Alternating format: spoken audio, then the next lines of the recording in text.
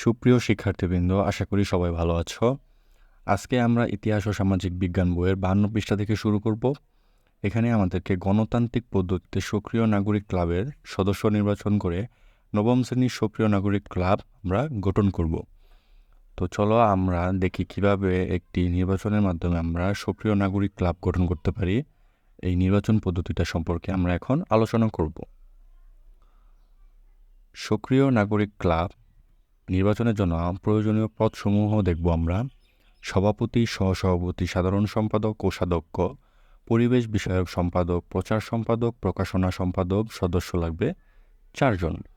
বিভিন্ন পদে মনোনীত প্রার্থীর তালিকাগুলো আমরা এখন দেখব। এখানে তোমরা তোমাদের বন্ধু বান্ধবীদের নাম বা সহপাঠীদের নাম লিখবে যারা মনোনীত প্রার্থীর তালিকা। এভাবে মনোনীত প্রার্থীর তালিকা আমরা প্রকাশ করব। সভাপতি মুন্না জাহিদ, সহসভাপতি, সাধারণ সম্পাদক, কোষাধ্যক্ষ, পরিবেশ বিষয়ক সম্পাদক, প্রচার সম্পাদক, প্রকাশনা সম্পাদক, সদস্য। এইগুলো হলো মনোনীত প্রার্থীর তালিকা। এই প্রার্থীর তালিকা পরে আমরা গঠন করব নির্বাচন কমিশন।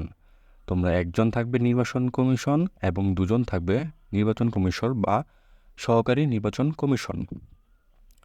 উল্লেখিত কমিশন নির্বাচনকে অবাধ, নিরপেক্ষ, সুষ্ঠুভাবে করতে এবং নির্বাচনের নিয়মকানুন ও ব্যালট পেপার ও ভোটার তালিকা তৈরি করবে। এছাড়া উক্ত কমিশন প্রার্থীদের প্রতীক বরাদ্দের কাজও সম্পন্ন করবে, আর এতে সাহায্য করবে ষষ্ঠ, সপ্তম, অষ্টম শ্রেণীর শিক্ষার্থীরা। এখন আমরা নির্বাচন হলে নির্বাচনের কিছু আচরণবিধি থাকে, সেই আচরণবিধি সম্পর্কে দেখব। এমনভাবে প্রচারণা করতে হবে যেন শ্রেণী কার্যক্রম বিঘ্নিত না হয়। নির্ধারিত জায়গার বাইরে পোস্টার লাগানো যাবে না। প্রত্যেক শিক্ষার্থী কেবল একটি করে ভোট দিতে পারবে। নির্বাচন সংক্রান্ত আইন কানুন ও বিধিনিষেধ বা বিধিবিধান অবশ্যই সকলকে মেনে চলতে হবে। প্রত্যেক প্রার্থী প্রচারণার ক্ষেত্রে সমান অধিকার ভোগ করবে। প্রতিপক্ষের কোনো সভা, শোভাযাত্রা ও প্রচারে কোনো বাধা দেওয়া যাবে না। একজন প্রার্থীর পোস্টার, লিফলেটের ওপর অন্য কোনো প্রতিদ্বন্দ্বীর বা প্রার্থীর পোস্টার ও লিফলেট লাগানো যাবে না। বিদ্যালয়ের দেয়ালে সকল প্রকার লেখা থেকে বিরত থাকতে হবে। ধর্মানুভূতিতে আঘাত প্রদান করে এমন কোনো বক্তব্য দেওয়া যাবে না। নির্বাচন তফসিল ঘোষণার পর ভোট গ্রহণের দিন থেকে কোনো প্রার্থী কোনো ব্যক্তিকে প্রকাশ্যে বা গোপনে চাঁদা বা অনুদান প্রদান করতে পারবে না। কোনো প্রার্থী ভোটকেন্দ্রে ঘোরাফেরা করতে পারবে না। এগুলো হলো নির্বাচনের আচরণবিধি বা বিধিনিষেধ। এখন আমরা নির্বাচন হবে, নির্বাচনের বিজয়ী তালিকা আমরা ঘোষণা করব। সভাপতি, সহসভাপতি, সাধারণ সম্পাদক, কোষাধ্যক্ষ, পরিবেশ বিষয়ক সম্পাদক, প্রচার সম্পাদক, প্রকাশনা সম্পাদক এবং 4 জন সদস্য বিজয়ী ঘোষণা করব। তারপর কি আছে, কাঠামোর আলোকে কিছু বাস্তবায়নের পদক্ষেপ গ্রহণ করব এবং যা স্থানীয় কাঠামোগুলোর পাশাপাশি বৈশ্বিক কাঠামোতে প্রভাব ফেলবে। প্রথমে আমরা স্থানীয় ও বৈশ্বিক ভাবে বিদ্যমান সামাজিক ও রাজনৈতিক কাঠামোর আলোকে আমাদের যে ভূমিকা চিহ্নিত করেছিলাম তার মধ্যে 2-1টি কাজ আমাদের এলাকায় সাপেক্ষে নির্ধারণ করব এবং আমাদের নবনির্মিত বা নবগঠিত সক্রিয় নাগরিক ক্লাবের মাধ্যমে বাস্তবায়ন করব। কাজটির জন্য আমরা শিক্ষক এবং এলাকার প্রবীণ ব্যক্তিবর্গের সহযোগিতা নেব। কাজের তালিকা, এই কাজের তালিকাটা আমরা এখন পূরণ করব। চলো আমরা পূরণ করি। কাজের তালিকা: পাঠাগার তৈরি ও বই পড়া কর্মসূচি বাস্তবায়ন, বনায়ন কর্মসূচি, পরিচ্ছন্নতা অভিযান পরিচালনা, পরিবেশ সংরক্ষণ কার্যক্রম, শিশু শ্রম বন্ধে কার্যক্রম গ্রহণ, বাল্যবিবাহ প্রতিরোধ।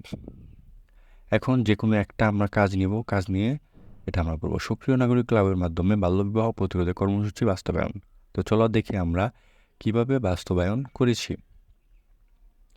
বাল্যবিবাহ রুখতে হলে এ সম্পর্কে সচেতনতা সৃষ্টির সঙ্গে সঙ্গে বাল্যবিবাহের বিকল্প পথগুলো সম্পর্কে সবাইকে স্বচ্ছ ধারণা দিতে হবে। বাল্যবিবাহ রোধে সচেতনতা সৃষ্টির পৃথিবীর সর্ববৃহৎ নেটওয়ার্ক হলো গার্লস নট ব্রাইট। নারীর জীবনের ইতিবাচক পরিবর্তনের ক্ষেত্রে 4টি বিষয়কে গুরুত্ব সঙ্গে নিয়েছে: নারীর ক্ষমতায়ন, নারীর প্রতি পরিবার ও সমাজের সচেতনতা ও ইতিবাচক দৃষ্টিভঙ্গি, নারীর কর্মসংস্থান, বাল্যবিবাহ প্রতিরোধে কঠোর আইন ও প্রয়োগ। আমরা ক্লাবের মাধ্যমে এই 4টি বিষয় কার্যকর করার চেষ্টা করব আমাদের এলাকায়।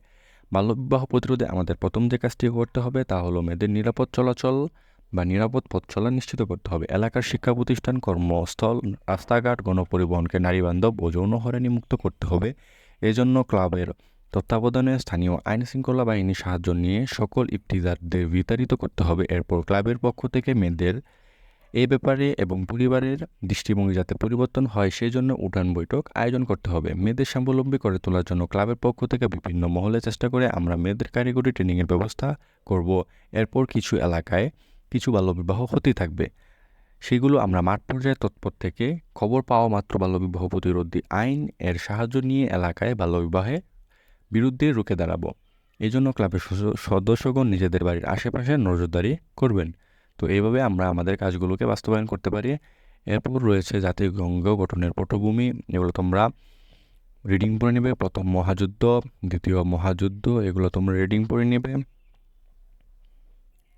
জাতিসংঘ সনদের 1 নম্বর ধারা 4টি উদ্দেশ্যের কথা বলেছে। উদ্দেশ্যগুলো হলো আন্তর্জাতিক শান্তি ও নিরাপত্তা বজায় রাখা, প্রতিটি জাতির আত্মনিয়ন্ত্রণের অধিকার স্বীকার করে সাম্যের ভিত্তিতে তাদের মধ্যে বন্ধুত্বপূর্ণ সম্পর্ক স্থাপন করা, অর্থনৈতিক ও সামাজিক সমাধানের জন্য আন্তর্জাতিক সহযোগিতা বৃদ্ধি করা, সেই সঙ্গে মানবাধিকার ও মানুষের মৌলিক স্বাধীনতার প্রতি শ্রদ্ধাবোধ নিশ্চিত করা এবং উপরের উল্লেখিত উদ্দেশ্যগুলো বাস্তবায়নের জন্য এই আন্তর্জাতিক সংগঠনকে সকল জাতির ক্রিয়াকলাপের কেন্দ্রবিন্দুতে পরিণত করা।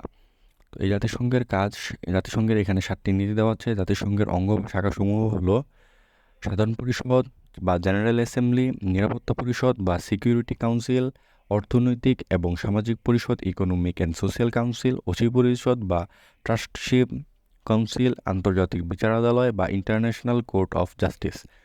বাংলাদেশ এবং জাতিসংঘ, বাংলাদেশ জাতিসংঘের 136তম সদস্য, এটা তোমরা মনে রাখবে, সবসময় এটা কাজে রাখবে। শরণার্থীদের সহায়তা দান, এগুলো সব তোমরা রিডিং পড়বে। ত্রাণ ও পুনর্বাসন, এটাও তোমরা রিডিং পড়ে নিবে।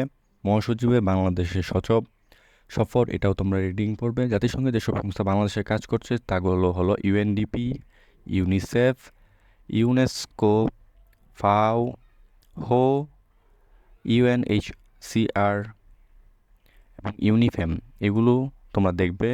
ইউএনএফপিএ, আইএলও, এগুলো আমাদের দেশে কাজ করছে জাতিসংঘের সাথে। এখন দেখো কাউন্সিলর সাহেবের কাঠামো তাদের দেখালেন স্থানীয় সরকার পরিচালনার কাঠামো। এটা হলো স্থানীয় সরকারের কিভাবে গঠন করা হয় এটা। তো এইখানে আর কোনো ছক আমরা দেখছি না, এগুলো সব রিডিং পড়া, তোমরা সবাই রিডিং পড়ে নিবে। রিডিং পড়লে তোমরা এটা বুঝতে পারবে কিভাবে আমাদের ইউনিয়ন পরিষদ, উপজেলা পরিষদ এবং জেলা পরিষদ, সিটি কর্পোরেশন, পৌরসভা, এলাকার নির্বাচনগুলো হয়। আর আগে তো আমরা দেখালামই কীভাবে একটি ক্লাবের নির্বাচন সংগঠিত হয়েছে। এইভাবেই এই কাজগুলো তারা করে। পরবর্তীতে একজন চেয়ারম্যান নির্বাচন, ইউনিয়ন পরিষদের কাজ, শৃঙ্খলা রক্ষা, কাজ, সেবা, এগুলো তোমরা সব রিডিং করে নিবে। তো আজকে এই পর্যন্তই। আগামী ক্লাসে আমরা নেক্সট অধ্যায় থেকে শুরু করার চেষ্টা করব। নেক্সট অধ্যায়টা হলো বৈশ্বিক প্রেক্ষাপট এবং রাজনৈতিক ইতিহাসের সন্ধানে। এই অধ্যায় থেকে আমরা আগামী ক্লাসে শুরু করব। ধন্যবাদ সবাইকে।